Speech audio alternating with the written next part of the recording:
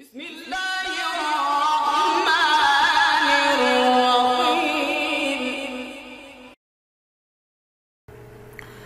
আলাইকুম বন্ধুরা, কেমন আছেন সবাই? আশা করি ভালো আছেন। আমিও ভালো আছি আলহামদুলিল্লাহ। তো আজকে আমি আপনাদের একটা জিনিস দেখাবো, এটা খুবই ইম্পর্ট্যান্ট। ধরেন আপনারা যদি একটা বয়লার কমিশনিং করেন, তো কোন কোন জিনিসগুলোকে চেক করতে হয় এবং ডাটাগুলো আপনি কীভাবে রেকর্ড রাখবেন, অন রেকর্ডে রাখবেন, ডাটাগুলো কীভাবে কালেকশন করতে হবে, তো সেজন্য একটা ডাটা শিট আপনাকে তৈরি করে রাখতে হবে। এবং যখন আপনি কাজটা করবেন তখন ওই ডাটা শিটে আপনি ডাটাগুলো নিয়ে নেবেন, যেটা ওকে আছে টিক দেওয়ার অপশন আছে, টিক দিয়ে নেবেন। তো সেই চেকলিস্টটা কি কি থাকবে, ওই চেকলিস্টের মধ্যে কি কি জিনিসগুলো থাকবে বা কিভাবে এটা তৈরি করবেন, এই বিষয়টা আমি আজকে আপনাদেরকে দেখাবো। তো মাইক্রোসফট ওয়ার্ডে আমি এটা করতেছি, এক্সেলও চাইলে করা যেতে পারে। তো আমি আসলে চাইছিলাম যে পুরো ওয়ার্ড ফাইলটা কিভাবে তৈরি করা যায় সেটা দেখবো। তো ফাইলটা এত বড় যে এটা ঘন্টার উপরে আমার সময় লেগে গেছে, তাই এটা আমি কমপ্লিট আপনাদেরকে দেখাইতে পারতেছি না। তবে কোন কোন পয়েন্টগুলো আমি লিখেছি সেই জিনিসটা আমি আপনাদের সামনে এটা বিস্তারিত আলোচনা করব। তো চলুন কথা আমার শুরু করা যাক। আপনাদের সাথে মেহেদি এন্ড সায়েন্স, আমি আছি মোহাম্মদ সোহেল মেহেদি। তো বন্ধুরা দেখতে পাচ্ছেন আমার মোটামুটি কাজটা হয়ে গেছে। এটা একটা কোম্পানির প্যাডের মধ্যে করছি। এটা আসলে আমার কোম্পানির প্যাড। আমি আপনারা জানেন আমরা একটা কোম্পানি চালু করেছি কস ইঞ্জিনিয়ারিং প্রাইভেট লিমিটেড নামে, এবং আমরা আলহামদুলিল্লাহ এই বিভিন্ন কাজগুলো করছি। বিশেষ করে আমরা বয়লারের এই যে অক্সিজেন অ্যানালাইজার নিয়ে আমরা কিছু কাজ করছি। তো এই অক্সিজেন অ্যানালাইজারের উপর আমাদের কিছু ভিডিও আসবে। এখন এই যে অ্যাক্রোড অ্যালায়েন্স সহ বিভিন্ন বায়ারদের রিকোয়ারমেন্ট আছে যে অক্সিজেন অ্যানালাইজার লাগবে বয়লারে। যারা গার্মেন্টসে বিশেষ করে জব করেন তারা হয়তো এটা জানবেন। তো যাক, আমি সেদিকে যাচ্ছি না। তো আমরা এগুলো কাজবাজ করি, আরও অনেক ধরনের কাজ টাজ করি। আপনারা যদি আমাদের দ্বারা কোনো কাজ করাইতে চান সেক্ষেত্রে আমাদের সাথে যোগাযোগ করতে পারেন। আর আপনারা তো দীর্ঘদিন ধরে আমাকে চিনেন আলহামদুলিল্লাহ, যাদের সাথে আমি আমার ভিডিও যারা দেখেন আছেন। যদি আপনারা আমাদের দিয়ে কাজ করাতে চান তাহলে আশা করি বিশ্বস্ততার সাথে আমাদের কাজগুলো পাবেন এবং খুব ভালো একটা সার্ভিস আমরা দিতে পারবো ইনশাল্লাহ। তো যাই হোক, তো যেটা দেখাচ্ছিলাম যে কমিশনিং চেকলিস্ট, এটা আসলে আমি তো শুরুটা দেখাইছিলাম, কিন্তু এটা এতটা বড় হয়ে গেছে বা এতটা সময় লেগে গেছে, তো আমাকে এগুলা একটা একটা জিনিস খুঁজে খুঁজে বের করে একটা সিস্টেম তৈরি করতে হয়েছে, এই জন্য একটু সময় লেগে গেছে। তাই আমি ভাবলাম পুরোটা আপনাদেরকে দেখানো সম্ভব না, 40-50 মিনিট লেগে গেছে। তো যাই হোক, তো এখন দেখেন আমরা কোন কোন বিষয়গুলো মূলত এখানে নিয়ে আসছি সেগুলো একটু দেখেন। প্রথমে রেফারেন্স নাম্বার, ডেট দিলাম, এটা যেই কোম্পানির জন্য বা যেই কাজের জন্য আপনারা করছেন সেইটার রেফারেন্স নাম্বারটা দেবেন এবং তারিখটা দিলেন।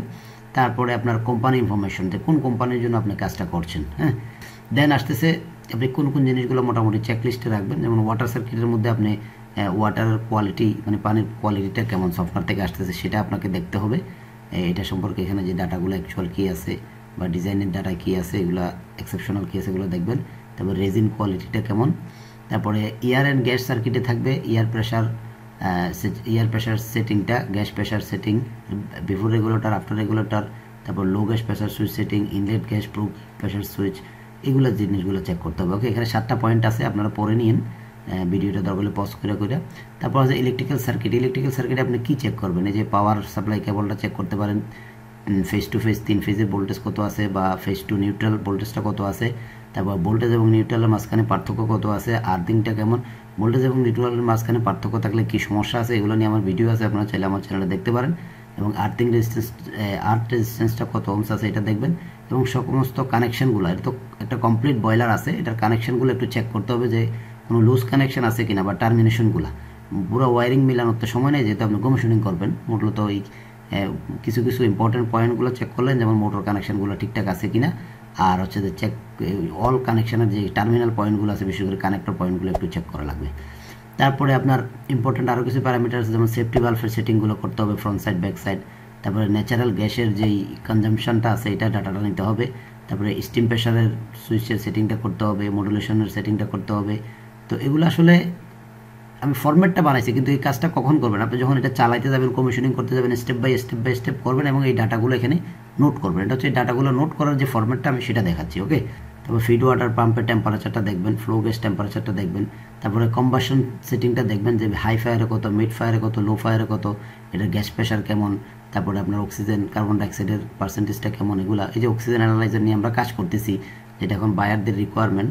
তো এই জিনিসগুলো আপনি এখানে চেক করবেন। আচ্ছা, তারপরে নোট করবেন। তারপরে আপনার কিছু সেফটিজ ইস্যু আছে, যেমন এই যে ওয়াটার লেভেল সুইচগুলো ঠিক আছে কিনা, মানে কোনো লো হয়ে কোনো সমস্যা করতেছে কিনা, বা ফ্লেম ফেলিয়ার আসতেছে কিনা, যদি না আসে নর্মাল থাকলে নর্মাল, বা কোনো কিছু থাকলে এখানে রিমার্কসে লিখবেন কম্বাসন এয়ার প্রেশার লো হয়েছে কিনা, বা ফিট পাম্প মোটর টিপ করছে কিনা, বা এফডি ফার্ম টিপ করছে কিনা, এগুলোর কন্ডিশন কি। তারপরে আপনার আছে এগুলার আরও কিছু যেমন চেক আছে, যেমন ডিরেকশান, এফডি ফানের ডিরেকশান, তারপরে ফিড ওয়াটার পাম্পগুলোর দোনোটার ডিরেকশান, এগুলো দোনোটা চালাইয়া আপনাকে ডিরেকশনটা দেখতে হবে। দেখা গেছে আপনি একটা চালাইয়া কমিশনিং করে দিয়ে আসলেন, পরে আরেকটা চালাইতে গেছে ওইটা দেখা গেছে উল্টো হয়ে গেছে, তো এগুলো ডিরেকশন দেখা। তারপরে ফিড পাম্প দোনোটার ওয়াটার কারেন্ট কেমন, বা এফডি ফ্যানের কারেন্ট কেমন, এগুলো। তারপরে আপনার এই যে গজ গ্লাসের মধ্যে ওয়াটার লেভেলটা কীরকম, এখানে আমরা কিছু রিমার্কসে কিছু নোটও লিখে রাখছি। তারপরে যে মোটর পাম্প যে অন অফ হবে এটার সেটিংটা, যে কতটুকু লেভেলে অন অফ হবে সেটা, মোবাইল সেটিংটা, যাই হোক। তারপরে এই জিনিসগুলো আপনাদের মোটামুটি ডাটাগুলো নিতে হবে। তারপরে এখানে কিছু নোটস দেওয়া আছে, এটা হচ্ছে এই নোটসগুলো মোটামুটি ফলো করতে হবে। আরও কিছু নোটস আছে যেগুলো হয়তো এই মুহূর্তে আমার মাথায় নেই, এগুলো আমরা পরে এখানে অ্যাড করে নিব। এবং আপনারাও চাইলে যে ম্যানুয়াল, বয়লার যে ইউজার ম্যানুয়াল আছে সেখান থেকে, সবগুলো তো আর লাগে না, ইম্পর্টেন্ট যেগুলো একেবারেই নয় সেগুলোকে এখানে লিপিবদ্ধ করা যাবে। তো মোটামুটি এই ছিল আর কি এই আমাদের কাজটা। তো আশা করতেছি এখান থেকে আপনারা উপকৃত হবেন। এই যে দেখেন আমি ছোট করে দেখাচ্ছি, এই যে দেখেন প্রিন্ট করলে মোটামুটি এই জিনিসটা এরকম চলে আসবে, ঠিক আছে। তো আশা করছি আপনারা বুঝতে পারছেন। তো আজকের মতো আমি এখানেই বিদায় নিব। আপনারা দেখছেন মেহেদি ইনসাইটস। তো বিদায় নেওয়ার আগে আরেকটা কথা বলে রাখি, আপনারা যদি যারা বিভিন্ন গার্মেন্টস, বিশেষ করে গার্মেন্টস ইন্ডাস্ট্রিতে জব করেন, তাদের যদি বয়লারের অক্সিজেন অ্যানালাইজারের কোনো কাজ থাকে, যেমন ম্যাক্সিমাম গার্মেন্টসে এখন বায়ারদের একটা রিকোয়ারমেন্ট থাকে অক্সিজেন অ্যানালাইজারগুলোকে ইনস্টল করা লাগে বিভিন্ন বয়লারে অক্সিজেনের পার্সেন্টেজটা দেখার জন্য। তো আমরা এই অক্সিজেন অ্যানালাইজারগুলো বিদেশ থেকে ইম্পোর্ট করি এবং আমরা নিজেরা ইনস্টল কমিশনিং সব করি, বয়লারেরও কিছু কাজ করি আমরা। তাছাড়া এমনি এলটি, এসটি, পিএফআই যখন যেটা পাই, অটোমেশন সব ধরনের কাজই করি। নতুন শুরু করছি, তো আপনারা আশা করি আমাকে যদি আপনাদের কোনো কাজ থাকে দিয়ে হেল্প করবেন, আমরা চেষ্টা করবো আপনাদেরকে ভালো একটা সার্ভিস দেওয়ার জন্য। তো যাই হোক, কথা না বাড়ি আজকের মধ্যে এখানে বিদায় নিচ্ছি। আপনারা দেখছেন মেহেদি ইনসাইটস, আমি আছি মোহাম্মদ সোহেল মেহেদি। আল্লাহ হাফিজ।